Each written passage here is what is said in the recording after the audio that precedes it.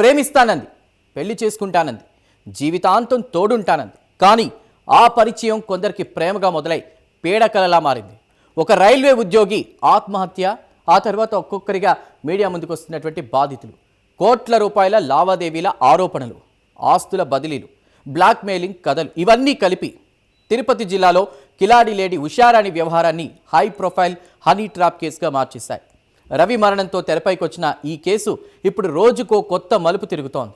అసలు ఈ honey trap కథ ఎక్కడ మొదలైంది? అసలు ఉషారాణి వాళ్ళు ఇంకా ఎంతమంది చిక్కున్నారు? ఇప్పటి వరకు బయటకు రాని బాధితులు ఇంకా ఉన్నారా? ఈ వ్యవహారం వెనుక మరెవరైనా ఉన్నారా? రవి సూసైడ్ నోట్ ఈ కేసును ఎలాంటి మలుపు తిప్పబోతోంది? ఈ హనీ ట్రాప్ వ్యవహారంలో దర్యాప్తు ఏదైతే ఉందో ఇంకెన్ని సంచలన విషయాలు వెలుగులోకి తీసుకురాబోతోంది?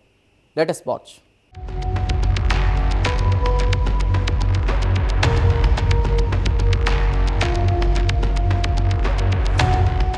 తిరుపతి జిల్లాలో తీవ్ర సంచలనం సృష్టిస్తున్న కిలాడి లేడీ ఉషారాణి హనీ ట్రాప్ వ్యవహారం రోజు రోజుకో కొత్త మలుపు తిరుగుతోంది. రైల్వే ఉద్యోగి రవి ఆత్మహత్యతో వెలుగులోకొచ్చిన ఈ కేసు ఇప్పుడొక్కసారిగా బయటకొస్తున్న బాధితుల వాంగ్మూలాలతో మరింత సంచలనంగా మారుతోంది. ప్రేమ, పెళ్లి, సహజీవనం, ఆ తర్వాత బ్లాక్మెయిల్, చివరకు కోట్ల రూపాయల ఆస్తులు, డబ్బు, ప్రాణాలు తీసే వరకు వెళ్లిన ఆరోపణలు ఇప్పుడు ఈ కేసును రాష్ట్ర వ్యాప్తంగా చర్చనీయాంశంగా మార్చేశాయి. రేణిగుంటకు చెందిన రైల్వే ఉద్యోగి రవి ఆత్మహత్య ఈ కేసుకు తొలి మలుపు. ఇంట్లో ఉరేసుకుని ఆత్మహత్య చేసుకున్న రవి తన మరణానికి ముందు రాసిన సూసైడ్ నోట్లో ఉషారాణి కారణమంటూ తీవ్ర ఆరోపణలు చేశాడు. తనపై మానసిక వేధింపులు, బెదిరింపులు, తప్పుడు కేసుల భయం, ఆర్థిక ఒత్తిళ్లు భరించలేక ఈ నిర్ణయం తీసుకుంటున్నారని సూసైడ్ నోట్లో రాశాడు. ఆ సూసైడ్ నోట్తోనే ఈ వ్యవహారం సాధారణ ఆత్మహత్య కేసు నుంచి హనీ ట్రాప్ ఆరోపణల దిశగా మలుపు తిరిగింది.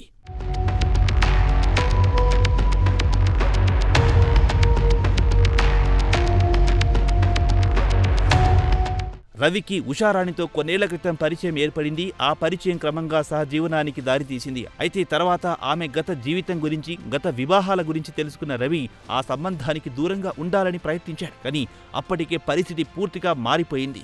రవి దూరం కావాలని చూసిన ప్రతిసారి కొత్త కొత్త డిమాండ్లు మొదలయ్యాయి. ఉషారాణి వేధింపులు తట్టుకోలేక రవి ఉరేసుకొని ఆత్మహత్యకు పాల్పడ్డాడు. అయితే రవి మరణంతో ఈ వ్యవహారం ముగిసిపోలేదు. అసలు కథ అప్పుడే మొదలయ్యింది. ఇంతకాలం మౌనంగా ఉన్నవాళ్లు ఒక్కొక్కరుగా మీడియా ముందుకు రావడం ప్రారంభించారు.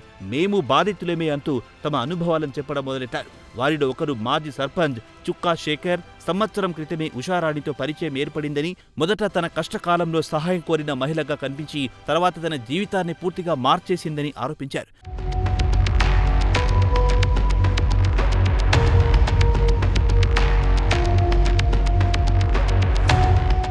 మొదట సాన్నిహిత్యం పెంచుకుని, ఆ తర్వాత పూర్తిగా నమ్మకం సంపాదించి, ఆ తర్వాత డబ్బు కోసం ఒత్తిడి తెచ్చిందని శేఖర్ ఆరోపిస్తున్నారు. నగదు మాత్రమే కాదు, విలువైన భూములు కూడా తన పేరు మీద రాయించుకుందని, ఖాళీ చెక్కులు, ప్రామిసరీ నోట్లు, స్టాంప్ పేపర్లపై సంతకాలు తీసుకుందని, కోట్ల రూపాయల వరకు ఆర్థికంగా నష్టపోయారని చెబుతున్నారు. పరువు పోతుందనే భయంతో చాలా విషయాలు బయటకు చెప్పలేకపోయారని ఆయన వాపోయారు. ఇక్కడే ఈ కేసు మరింత ఆసక్తికరంగా మారింది.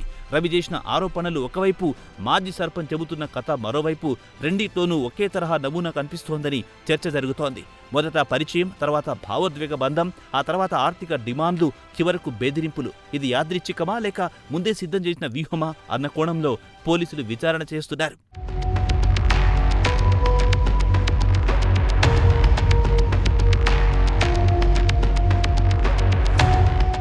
దర్యాప్తు ముందుకు సాగుతున్న కొద్దీ మరికొంతమంది బాధితులు కూడా బయటకొస్తున్నారు.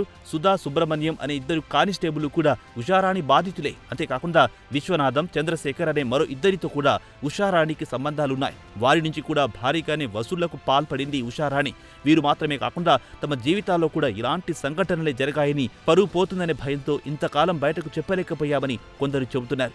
బాధితుల సంఖ్య పెరుగుతుండటంతో ఈ కేసు పరిధి కూడా విస్తరిస్తోంది. ఇక ఈ కేసులో మరో కీలక అంశం ఆర్థిక లావాదేవీలు. బ్యాంక్ ఖాతాల ద్వారా జరిగిన నగదు బదిలీలు, ఆస్తుల రిజిస్ట్రేషన్లు, పత్రాలపై తీసుకున్న సంతకాలు, ఇవన్నీ ఇప్పుడు దర్యాప్తులు కీలక ఆధారాలుగా మారాయి. ఎవరి నుంచి ఎంత పెద్ద మొత్తం వెళ్ళింది, ఏ పరిస్థితుల్లో వెళ్ళింది, బలవంతంగా జరిగిందా, స్వచ్ఛందంగా ఇచ్చారా అన్న కోణాల్లో అధికారులు పరిశీలిస్తున్నారు.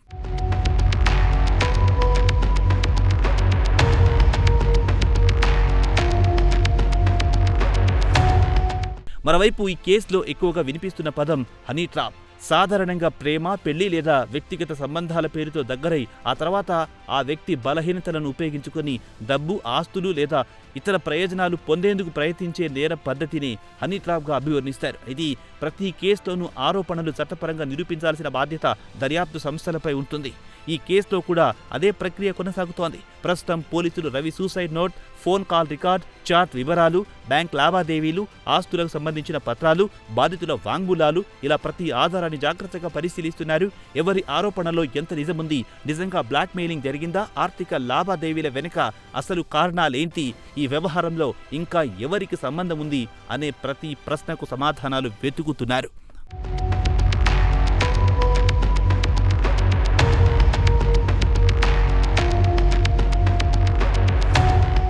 ప్రేమ పేరుతో మొదలైన పరిచయం, పెళ్లి హామీలతో పెరిగిన నమ్మకం, చివరకు మానసిక వేధింపులు, ఆర్థిక ఒత్తిళ్లు, ప్రాణాలు తీసుకునే పరిస్థితుల వరకు వెళ్ళింది.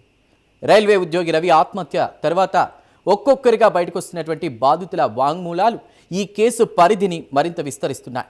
అయితే ప్రస్తుతం బయటకు వస్తున్న ఆరోపణలు, సూసైడ్ నోట్లోని అంశాలు, బాధితుల వాంగ్మూలాలు అన్నీ దర్యాప్తు పరిధిలోనే ఉన్నాయి. వాటి నిజానిజాలను పోలీసులు సేకరిస్తున్నటువంటి ఆధారాలు న్యాయపరమైన విచారణే తేల్చనుంది. కానీ ఒక్క విషయం మాత్రం స్పష్టంగా కనిపిస్తోంది. నమ్మకాన్ని ఆయుధంగా మార్చి మనుషుల జీవితాలతో ఆడుకునే ప్రయత్నం ఎప్పుడైనా ఎక్కడైనా చివరకు విషాదానికే దారితీస్తుంది.